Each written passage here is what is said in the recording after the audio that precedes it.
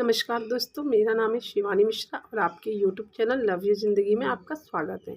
यहाँ मैं आपको हिंदी विषय से लेकर जितनी भी हिंदी व्याकरण, हिंदी साहित्य का इतिहास, काव्य शास्त्र, पाश्चात्य और जो है संस्कृत से संबंधित सभी परीक्षाओं को महत्वपूर्ण रखते हुए प्रश्नों का और विस्तार से पढ़ाने का जो है कोशिश कर रही हूँ।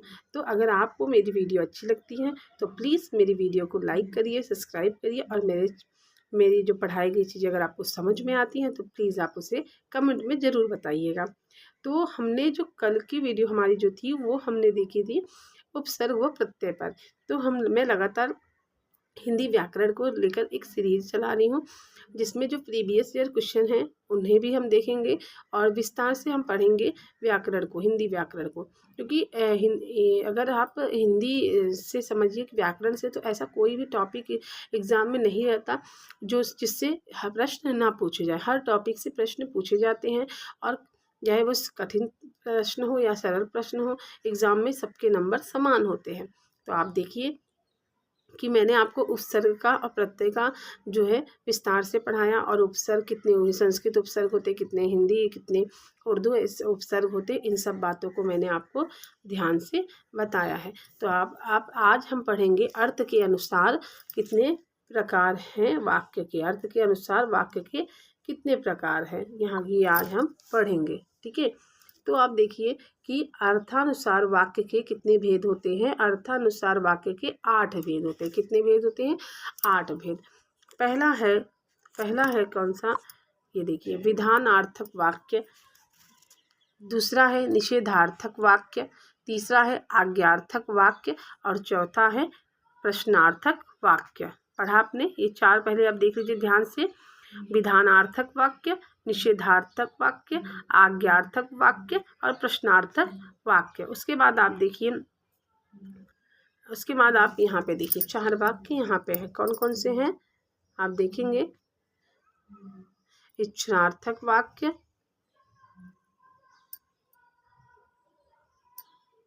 इच्छार्थक वाक्य, उसके बाद संदेहार्थक वाक्य, संकेतार्थक वाक्य और विस्मयादिबोधक वाक्य। आपने पढ़ा कितने प्रकार के वाक्य होते हैं? 8 प्रकार के। पहला विधानार्थक वाक्य, निषेधार्थक वाक्य, ठीक है, विधानार्थक वाक्य, निषेधार्थक वाक्य, आज्ञार्थक वाक्य, प्रश्नार्थक वाक्य। उसके बाद देखिए यहाँ पे इच्छार्थक वाक्य, संदेहार्थक वाक्य, संकेतार्थक वाक्य, विस्मयादिबोधक वाक्य। ठीक है, यहाँ तक देखा आपने। अब हम लोग एक एक करके वाक्यों के बारे में पढ़ेंगे, हम लोग एक एक करके कि कौन कौन से वाक्य। सबसे पहले हम पढ़ेंगे विधानार्थक वाक्य के बारे में। तो विधानार्थक वाक्य जिस वाक्य में किसी बात का होना पाया जाए, जैसे किशन लाल और रमेश चंद्र परीक्षा देने चले गए। विधानार्थक वाक्य जिस वाक्य में किसी बात का होना पाया जाए। तो आप इस वाक्य में देख रहे हैं कि किशन लाल और रमेश चंद्र परीक्षा देने चले गए, मतलब आपको बताया जा रहा है कि ये दोनों परीक्षा देने के लिए चले गए। यहाँ पे किसी की कोई बात हो रही है, वो विधानार्थक वाक्य होता है। दूसरा हमारा होता है निषेधार्थक वाक्य। जिस वाक्य में किसी बात के न होने का बोध हो, वहाँ हम निषेधार्थक वाक्य कहलाता है। मतलब जहाँ पे न की बात हो, ना या नहीं की बात हो, वो हमारा क्या होता है? निषेधार्थक वाक्य होता है। जैसे मैंने किसी से लड़ाई मोल नहीं लेना चाहता। मैं किसी से लड़ाई मोल नहीं लेना चाहता। इसमें ये बताया रहा है कि जो है, मतलब वो किसी से लड़ाई नहीं करना चाहता है, तो इसमें नहीं की बात आ रही है। तो ये हमारा नहीं क्या हो जाएगा? निषेधार्थक वाक्य हो जाएगा। उसके बाद आप देखिए तीसरा वाक्य आज्ञार्थक वाक्य। आज्ञार्थक वाक्य कौन से होते हैं? जिस वाक्य से आज्ञा, उपदेश अथवा आदेश, आज्ञा, उपदेश और क्या है? आप उपदेश अथवा आदेश देने का बोध हो उसे हम क्या मतलब उसे हम क्या कहते हैं, आज्ञार्थक वाक्य। या उपदेश हो या आदेश दे, ऐसे वाक्य जिसमें आए ऐसे शब्द, वो हमारे क्या हो जाएंगे, आज्ञार्थक वाक्य हो जाएंगे। इसमें आप देखिए कि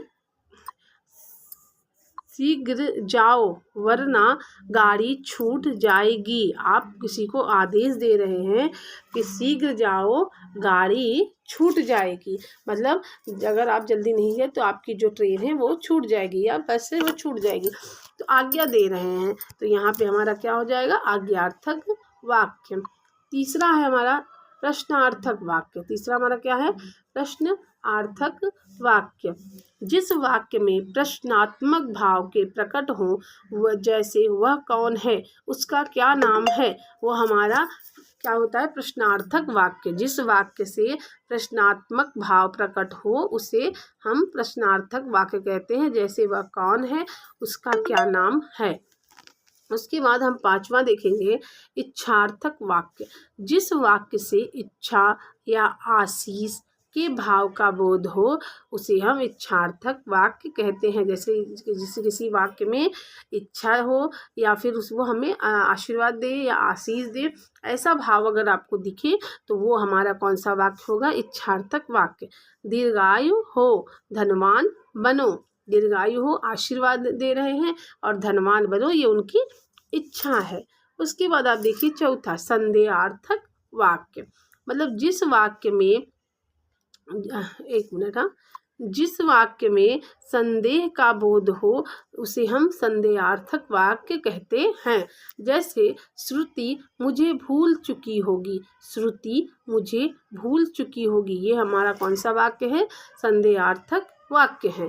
फिर चौथा हम देखो, चौथा में क्या क्या बताया जा रहा है कि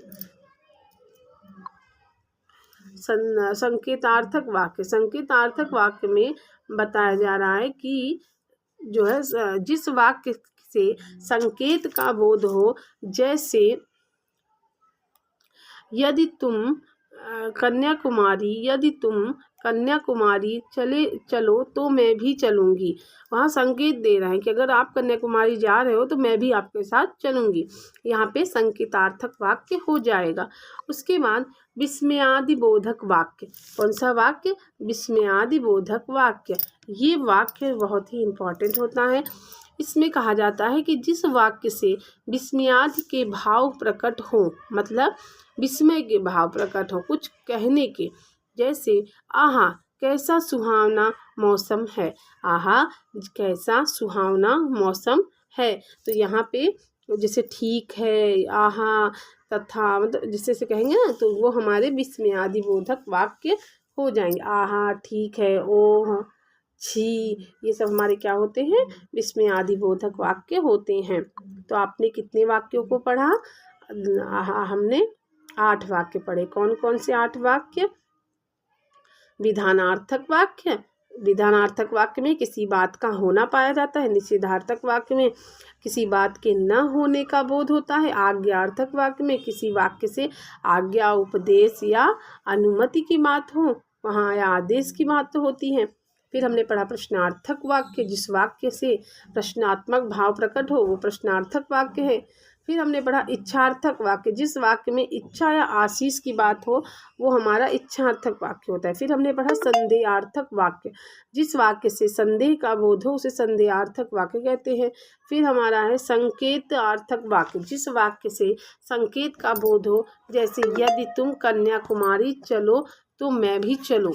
उसके बाद विस्मयादिबोधक वाक्य, उसमें विस्मयादि के भाव जैसे छी, आ, ओ, है ना, ये सारे शब्द आते हैं, वो हमारा विस्मयादिबोधक वाक्य होते हैं। तो आपने देखा कि वाक्य कितने प्रकार के हैं। अर्थ के अनुसार वाक्य हमारे 8 प्रकार के होते हैं। ठीक है, तो आपको ये समझ में आया। अब आप देखिए वाक्य रचना, ये बहुत इम्पॉर्टेंट समझिए, क्योंकि हर एग्ज़ाम में ये ज़रूर ही एक प्रश्न रहता है। वैसे तो सभी रहते हैं लेकिन ये बहुत ही ज़रूरी है। ठीक है, तो आप देखिए वाक्य रचना, वाक्य खंड। वाक्य के कितने खंड किए गए हैं, वाक्य के 2 खंड हुए हैं। कौन कौन से, उद्देश्य और विधेय है। पहला क्या है, पहला हमारा है, एक सेकेंड, जो है पहला हमारा है उद्देश्य। पहला हमारा क्या है? उद्देश्य। ठीक है, ये दूसरा हमारा है विधेय। क्या होगा? विधेय। पहला उद्देश्य और दूसरा विधेय। उसके बाद आप देखिए वाक्य भेद। वाक्य भेद हमारे होते हैं, वाक्य भेद। तो आपको मैं बताऊं कि हमको वाक्य रचना में कितने वो हैं, भेद हैं वाक्य रचना के। तो वाक्य रचना के 2 भेद होते हैं। कितने भेद होते हैं? 2 भेद होते हैं। कौन कौन से? पहला होता है उद्देश्य, दूसरा होता है विधेय।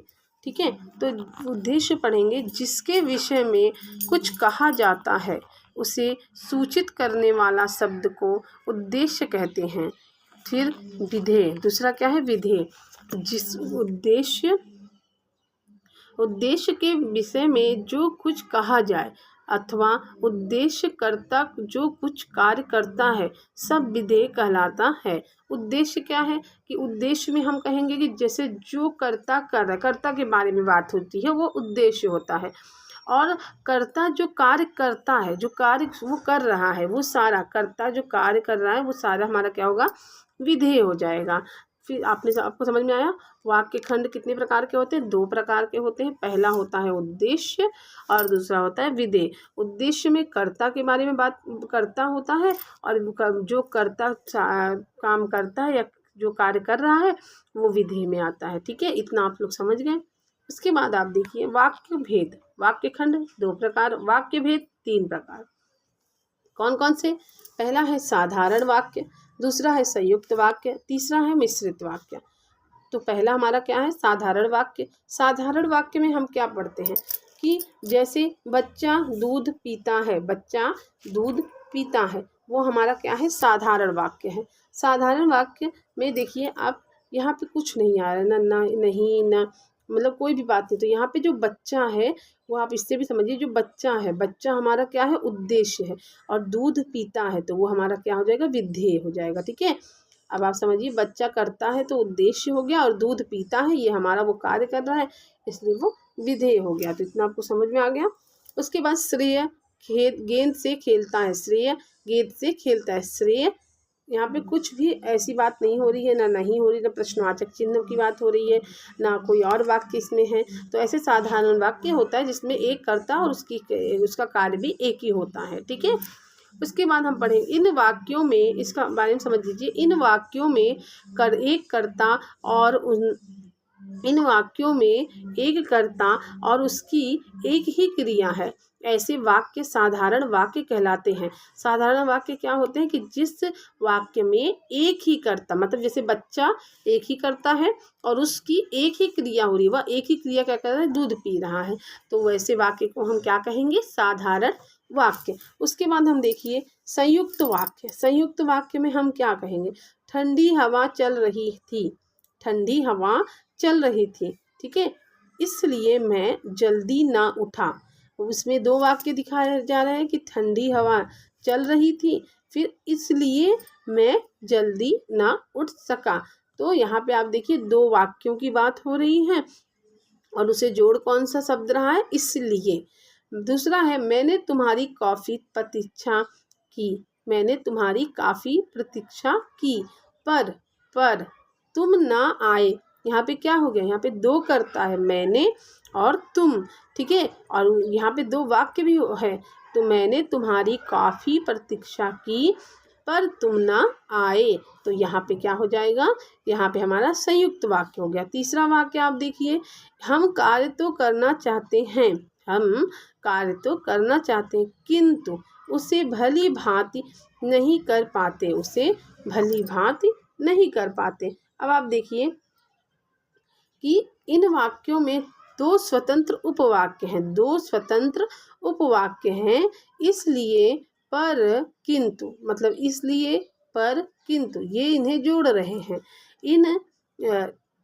इन समुच्चय बोधक अव्यय से जुड़े हैं।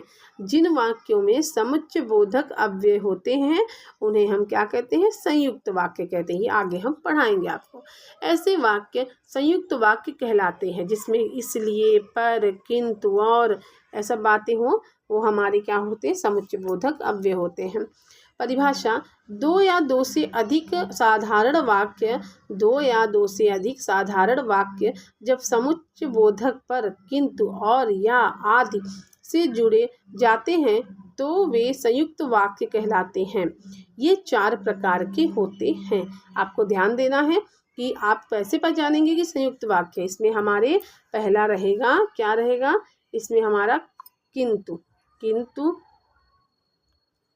किंतु रहेगा। उसके बाद हमारा रहेगा और रहेगा। उसके बाद हमारा आदि रहेगा। फिर आपका पर रहेगा, है ना। ये सारे जो वाक्य हैं, इसलिए रहेगा। इसलिए तो आपको अभी मैंने पढ़ाया, इसलिए, ठीक है। इसलिए ये जो सारे वाक्य हैं, ये अरे शब्द हैं, ये हमारे क्या हो जाएंगे? संयुक्त वाक्य को पहचानने में काम आते हैं, ठीक है। ये 4 प्रकार के होते हैं। कितने प्रकार के होते हैं? 4 प्रकार के। संयोजक, विभाजक, विकल्प सूचक, परिणाम बोधक। एक बार बस इसे ध्यान से देख लेते हैं, हम पढ़ लेते हैं, क्योंकि अक्सर करके जो ऊपर जितने भी टॉपिक आपको संयुक्त वाक्य के दिए हैं उतने में से ही पूछे जाते हैं। फिर भी देख लीजिए, संयुक्त वाक्य कितने प्रकार के होते हैं? 4 प्रकार के। जब एक साधारण वाक्य दूसरे साधारण या मिश्रित वाक्य से संयोजक अव्यय द्वारा जुड़ा होता है, तो जैसे गीता गई और सीता आई, यहाँ पे 2 वाक्य हैं और अव्यय है और, तो ये हमारा संयोजक वाक्य हो गया। दूसरा है विभाजक। दूसरा है कौन सा है? विभाजक। विभाजक क्या है? जब साधारण अथवा मिश्र वाक्य का परस्पर भेद या विरोध का संबंध रहता है, जैसे वह मेहनत तो करता है पर फल नहीं मिलता। मतलब इसमें क्या बताया जा रहा है आपको कि इस वाक्य में देखिए आप लोग,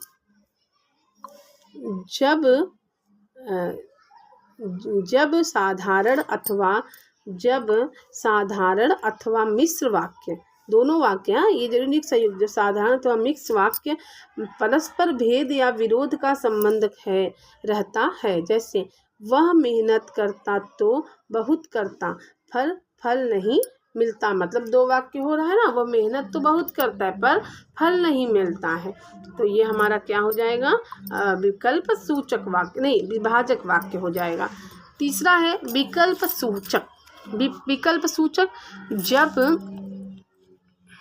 विकल्प सूचक में यहाँ पे देखिए, जब 2 बातों से किसी एक को मंजूर करना होता है, जब 2 बातों से किसी एक को मंजूर करना होता है, जैसे या तो उसे मैं हाँ यहाँ पे जैसे देखिए, या तो उसे मैं अखाड़े में पछाड़ूंगा या अखाड़े में उतरना ही छोड़ दूंगा। इसमें दोनों बात ही कह रहा है कि मतलब या तो उसे मैं हरा दूंगा या तो मैं खुद जो है अखाड़े में नहीं उतरूंगा। अखाड़े में तो आपको समझते हैं ना, जहाँ पे कुश्ती होती है या फिर जहाँ पे रेसलिंग को मतलब ये सब होता है ना, वो उसको कहते हैं, तो आपको पता ही होगा। तो देखिए, क्लास बोरिंग ना हो इसलिए कहीं कहीं कुछ बातें हम कह देते हैं, ऐसे तो आप हमसे भी ज़्यादा समझदार होंगे, क्योंकि जो है यहाँ पे सब अच्छे ही हैं, जो पढ़ने वाले बच्चे यहाँ पे जुड़ेंगे, मैं ऐसा चाहती हूँ। और मुझे ऐसा लग नहीं रहा, मुझे आप लोग सपोर्ट नहीं कर रहे हो मेरी वीडियो, तो प्लीज़ लाइक कर दीजिए और सब्सक्राइब करिए और मेरे चैनल से प्लीज़ कमेंट करा करिए, क्योंकि इंसान जो भी सीखेगा वो आपसे ही सीखेंगे। आप भी कुछ बताएंगे मेरे बारे में कि मैं कैसा कर रही हूँ, क्या कहीं आपको ऐसा लग रहा है कि मैं कुछ कमी आ रही है मेरे पढ़ाने में, तो वो भी मुझे बताइए, है ना। मैं तो बस ये चाहती हूँ कि मेरे साथ साथ आपका भी भला हो जाए और हम दोनों ही इस बार की जो सीरीज, इस बार की जो क्या कहते हैं सारी वैकेंसी है उनमें से किसी एक में तो हमारा भी चयन हो जाए। ऐसा नहीं है कि मेरा चयन नहीं हुआ है, मैं पहले से भी मैं प्राइवेट पढ़ाती भी हूँ, लेकिन अभी जो मुझे ज़रूरत है जिस चीज़ की वो है मेरा गवर्नमेंट एग्ज़ाम, तो इसलिए मैं ये प्रयास कर रही हूँ, ठीक है। तो अच्छा आप देखिए, उसके बाद बातें हम लोग बहुत कर रहे हैं, उसके बाद आप देखिए फिर यहाँ पे आया परिणाम बोधक। जब एक साधारण वाक्य दूसरे साधारण या मिश्रित वाक्य का परिणाम होता है, जैसे आज मुझे बहुत काम है, आज मुझे बहुत काम है इसलिए मैं तुमसे तुम्हारे पास नहीं आ सकूँगा। आज मुझे, इसे बहुत थोड़ा बड़ा करते हैं आप लोगों को, मतलब बहुत ध्यान से देखो, मतलब इसमें क्या कह रहा है कि जब एक साधारण वाक्य दूसरे साधारण या मिश्रित वाक्य का परिणाम है, जैसे आज मुझे बहुत काम है इसलिए मैं तुम्हारे पास नहीं आ सकूँगा। ठीक है, तो ये देखिए, जैसे आज मुझे बहुत काम है इसलिए, देखिए कुछ नहीं करना है। ये कितने प्रकार के होते हैं इसके बारे में भले आप नहीं जाने, लेकिन आप समझिए कि संयुक्त वाक्य जहाँ पे और होगा, आदि होगा, या होगा, पर होगा, इसलिए होगा, ये सारी शब्द जो आएंगे वही हमारे क्या होंगे, संयुक्त वाक्य होंगे। उसके बाद आप देखिए तीसरा हमारा है मिश्रित वाक्य। तीसरा हमारा कौन सा है, मिश्रित वाक्य। ये आप देखिए मिश्रित वाक्य में देखिए, मैं विश्वास के साथ कह सकता हूँ कि यह साइकिल मेरी है। यहाँ पे बोला जा रहा है कि मैं विश्वास के साथ कह सकता हूँ कि यह साइकिल मेरी है। दूसरा वाक्य देखिए आप लोग, जो मेहनत करता है वह फल पाता है। दूसरा वाक्य क्या है कि दूसरा वाक्य है कि जो मेहनत करता है वो फल पाता है। तीसरा वाक्य क्या है हमारा कि मालूम होता है कि आज वर्षा होगी। मालूम होता है कि आज वर्षा होगी। तो यहाँ पे आप देखिए कि क्या बता रहा है कि मिश्रित वाक्य में एक मुख्य उपवाक्य होता है। जो मिश्रित वाक्य होता है उसमें एक उपवाक्य होता है और दूसरा आश्रित उपवाक्य है और दूसरा आश्रित उपवाक्य। अब देखिए इसमें पहला जो है, मैं विश्वास के साथ कह सकता हूँ, क्या हो रहा है यहाँ पे कि मैं विश्वास के साथ कह सकता हूँ कि साइकिल मेरी है। ये बात इसी के लिए बता रहा है और ये जो है वाक्य इस वाक्य से आश्रित है। जो मेहनत करता है, दो वाक्य हो रहे हैं और दोनों मिश्रित है, एक दूसरे से आश्रित है, वह फल पाता है। इसमें देखिए आपको नहीं इसलिए नहीं दिखेगा कि और नहीं दिखेगा, इसमें लेकिन दो वाक्य रहेंगे, जो एक वाक्य तो उपवाक्य रहेगा, दूसरा उस पर आश्रित रहेगा। मालूम होता है कि आज वर्षा होगी। मालूम होता है कि आज वर्षा होगी। उसके बाद आप देखिए प्रथम वाक्य में विश्वास के साथ कह सकता हूँ मुख्य उपवाक्य है और कि वह साइकिल मेरी है, यह आश्रित उपवाक्य है। समुच्चय बोधक की से जुड़े हुए और द्वितीय वाक्य में वह फल, मतलब देखो इसमें समुच्चय बोधक चिन्ह आ जाएगा, है ना। मैं आपको आगे पढ़ाऊंगी समुच्चय बोधक चिन्ह, लेकिन अभी समझिए मिश्र वाक्य में की अक्षर आता है। ठीक है, उसके बाद देखिए द्वितीय उपवाक्य में वह फल खाता है, उपवाक्य है। जो मेहनत करता है आश्रित उपवाक्य है। तृतीय उपवाक्य में और कि तृतीय मुख्य उपवाक्य है कि आज वर्षा होगी, यह आश्रित है। ठीक है, इसकी परिभाषा आप देखिए। परिभाषा है, जब किसी विषय पर पूर्ण विचार प्रकट करने के लिए कई साधारण वाक्य को मिलाकर एक वाक्य की रचना करनी पड़ती है, तब ऐसे रचित वाक्य ही मिश्रित वाक्य कहलाते हैं। तब एक से रचित वाक्य ही क्या होते हैं, मिश्रित वाक्य कहलाते हैं। विशेष इसके बारे में आप देखिए, पहला ये क्या कह रहा है कि इन वाक्यों में एक मुख्य उपवाक्य है और एक अथवा अधिक आश्रित उपवाक्य होते हैं जो समुच्चय बोधक जुड़े होते हैं। मतलब एक आश्रित होते हैं और एक समुच्चय बोधक उपवाक्य होते हैं। उसके बाद आप देखिए यहाँ पे आश्रित वाक्य है ना, आश्रित वाक्य को आप देखिएगा यहाँ पे, ये इतना तो ज़रूरी नहीं है, आप यहाँ पे देखिए। ठीक है, वो इतना इम्पोर्टेंट नहीं है। ये देखिए शब्द रचना, वाक्य रचना, अर्थ या पुनः, मतलब इसमें से आपको जो भी क्वेश्चन पूछे जा सकते हैं, ये थोड़े मतलब ऐसे हैं कि इम्पोर्टेंट समझ लीजिए आप लोग। तो स्वर युक्त व्यंजन कितने होते हैं? स्वर युक्त व्यंजन आप रिवीजन कर रहे हैं। अक्षर कौन से होते हैं? अक्षर। निश्चित शब्द, यहाँ पे रखेंगे इसको, निश्चित अर्थ को प्रकट करने वाले वर्ण समूह को क्या कहते हैं? निश्चित अर्थ को प्रकट करने वाले वर्ण समूह को शब्द कहते हैं। शब्द के कितने भेद होते हैं? शब्द के कितने भेद होते हैं? मैंने आपको बताया था शब्द के कितने भेद होते हैं? 8 भेद होते हैं। शब्द के 8 भेद होते हैं। उसके बाद देखिए आप 8 भेद। किताब घर कैसे शब्द हैं? किताब घर, किताब और घर 2 शब्द हैं, तो ये हमारे संकर शब्द हो जाएंगे। तहसीलदार, तहसीलदार कैसा शब्द है? संकर शब्द। खन खन, खन खन कैसा शब्द है? ध्वन्यात्मक शब्द है। खन खन मतलब आवाज आती है। रिक्शा, रिक्शा तो बहुत इंपॉर्टेंट है, अक्सर परीक्षाओं में पूछे जाते हैं कि रिक्शा शब्द कैसा, तो वो जापानी शब्द होता है। बेगम, दरोगा व चाकू संबंधित है तुर्की शब्द से। बेगम, दरोगा व चाकू संबंधित है तुर्की शब्द से। हिमालय कैसा शब्द है? हिमालय एक यौगिक शब्द है। हिमालय एक क्या है? यौगिक शब्द है। पीताम्बर, उसके बाद देखिए पीताम्बर, पीताम्बर, पंचानन व रावण कैसा शब्द है? समास रूढ़।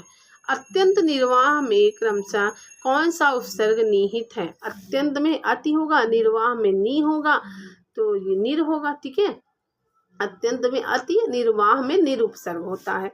अध्यक्ष और 29 में क्रमशः कौन सा उपसर्ग निहित है? अध्यक्ष, अधि और 29 उन उपसर्ग। उपसर्ग की संख्या है 3। उपसर्ग कितने प्रकार के होते हैं? 3 प्रकार के होते हैं। संस्कृत उपसर्ग होते हैं 22, हिंदी उपसर्ग होते हैं 10, हिंदी उपसर्ग होते हैं 10, उर्दू उपसर्ग होते हैं 19। अनु उपसर्ग का अर्थ है बाद में, पीछे, साथ। अनु उपसर्ग का क्या अर्थ होता है? बाद में, पीछे, साथ। सु उपसर्ग का अर्थ है अच्छा, सुंदर, सहज। बा संबंधित है उर्दू उपसर्ग से। बा संबंधित है उर्दू उपसर्ग से। अध उपसर्ग संबंधित है हिंदी उपसर्ग से। अध उपसर्ग संबंधित है हिंदी उपसर्ग से। लुटेरा, ठकुराइन में क्रमशः प्रत्यय है एरा और आइन। लुटेरा, लुटेरा क्या है? लुटेरा एक प्रत्यय आ गया, यहाँ पे प्रत्यय की बात हो रही है यहाँ पे। ठीक है, लुटेरा और ठकुराइन में क्रमशः प्रत्यय है। लुटेरा में लुट धन एरा, ठकुराइन ठकुर और धन आइन।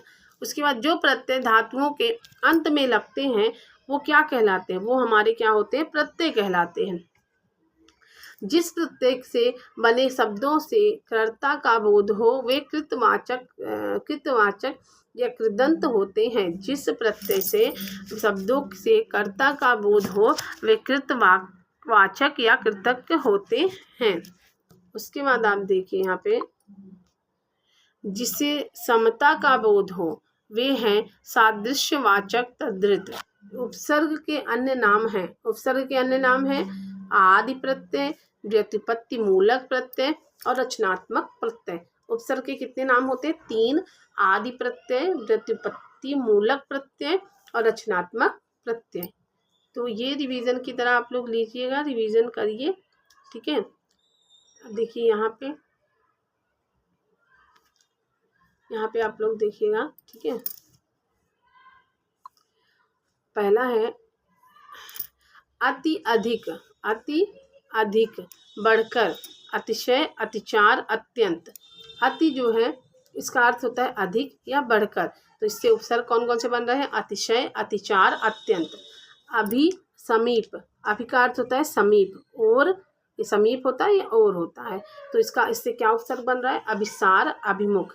निह, निश, बिना, बाहर। निह और निश का क्या अर्थ होता है?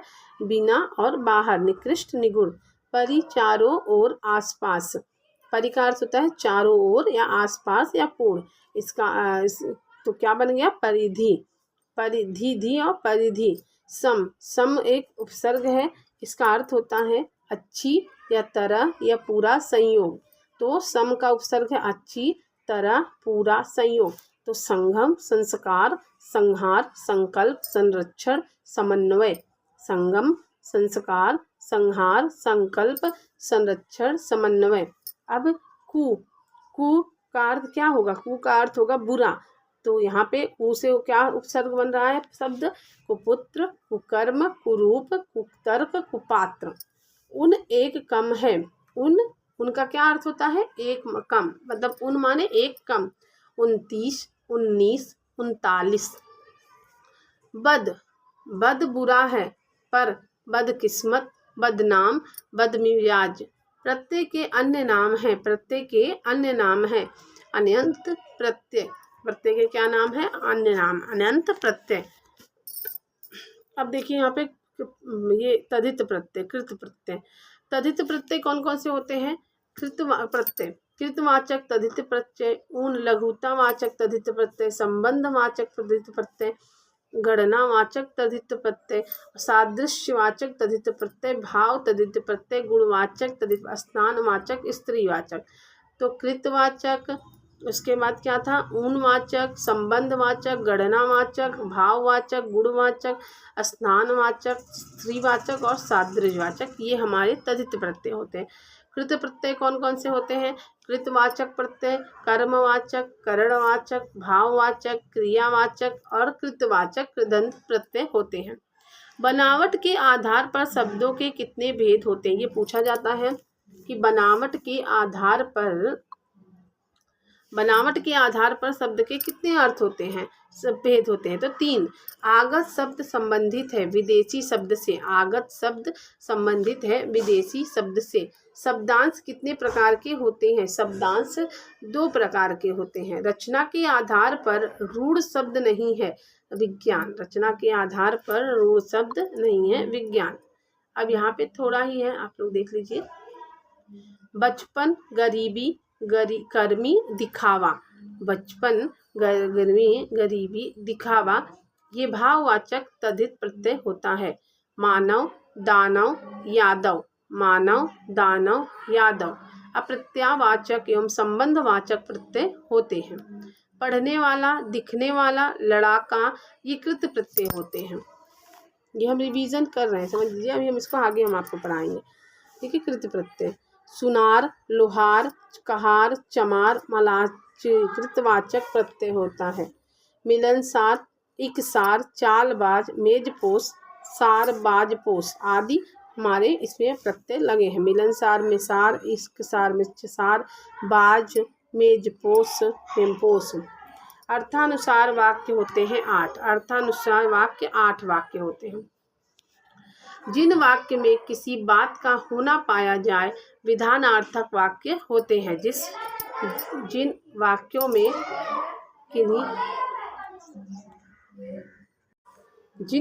में प्रश्नात्मक भाव प्रकट हो प्रश्नार्थक वाक्य होता है।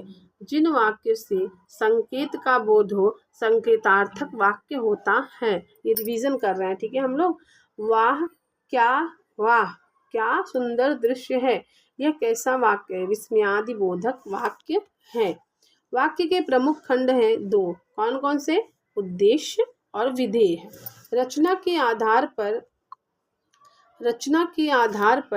रचनानुसार वाक्य के भेद 3 होते हैं और वाक्य के प्रमुख खंड कितने होते हैं? 2 होते हैं। साधारण वाक्य, संयुक्त वाक्य और मिश्रित वाक्य। पूजा गाना गा रही है, यह कैसा वाक्य है? पूजा गाना गा रही है, ये एक साधारण वाक्य है। पूजा पढ़ती है और कोचिंग भी पढ़ाती है, यह कैसा वाक्य है? यह एक संयुक्त वाक्य है। जो मोबाइल मेज पर रखी है वह पूजा को पुरस्कार स्वरूप मिली है। जो मोबाइल मेज पर रखी है वह पूजा को पुरस्कार स्वरूप मिली है। यह विशेषण उपवाक्य है। इसके बाद देखिए आप, जब की, इसलिए, पर, और तथा शब्द ये आते हैं। ये सब कौन से शब्द है? संयोजक शब्द हैं। ये मतलब संयोजक शब्द कौन से थे? जो संयुक्त वाक्य के थे। संज्ञा, सर्वनाम, विशेषण, क्रिया ये कैसे शब्द हैं? ये एक विकारी शब्द है। समुच्चय बोधक, क्रिया बोधक, संबंध बोधक, विस्मयादि बोधक अविकारी शब्द हैं। तो ये बहुत ही इंपॉर्टेंट है, इन दोनों को देख लीजिएगा आप लोग। भाषा शब्द भाषा की कैसी इकाई है? शब्द भाषा की स्वतंत्र एवं सार्थक इकाई है। सामान्य शब्द कितने प्रकार के होते हैं? सामान्य शब्द 2 प्रकार के होते हैं। ठीक है, तो आज के लिए बस हम इतना ही, आज की मेरी क्लास यहीं पे मैं समाप्त करती हूँ। अगर आपको मेरी क्लास अच्छी लगे तो प्लीज़ लाइक करिएगा, सब्सक्राइब करिएगा और मुझे कमेंट ज़रूर करिएगा। तो इसके लिए आज की क्लास का बस इतना ही। आप सबके धन्यवाद।